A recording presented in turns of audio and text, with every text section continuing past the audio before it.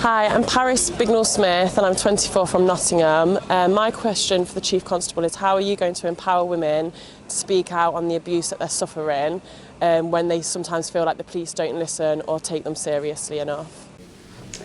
Okay, so thank you. I think this question goes right to the heart of about community confidence. So the confidence that we're going to listen to people and we're going to do something about it. I think there's two elements really to this. So that's around working with the communities to build that confidence. So we've launched a new neighbourhood policing programme, so we've got more people in our neighbourhoods. We've got more consistent people within there to try and build that confidence. We'll also work with other organisations, so we're aware that people may report or may be more trusting of others, so we can work with them to try and understand some of the issues. But what we need to do then is whilst we're trying to do that, what I want to be really confident of is if we do get a report that we're able to deal with it in the best way. So we've done a lot of work around training our officers, so our first responders, so they know when they get to an incident how to deal with it. And that doesn't just include police officers responding in police cars, it also includes people on front counters. So people that are likely to get these reports, make sure that we get it right at the first point, because that's so important to victims when they're reporting things to us.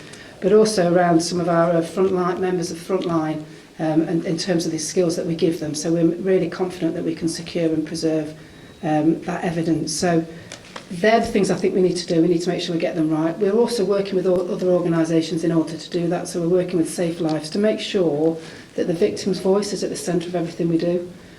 So we aren't just relying on what we think. We're working with others to help inform our staff and our training so we can deal with these incidents as best as we possibly can. Another thing we need to do is if people aren't happy with what's happened, there is the victim right to review. So that's in place so we can look at what we've done, whether we've got things right or wrong. If we've got them wrong, what training can we put in place? What do we need to do to amend our practices? But also then, if there are more serious issues around that, working with our Professional Standards Department and even the IUPC. So we're trying to cover everything from the very beginning to the very end. But as I said at the start of the answer, this is all about that confidence. And there's lots of ways we need to get that, and we are really keen to make sure we keep pursuing that. Thank you.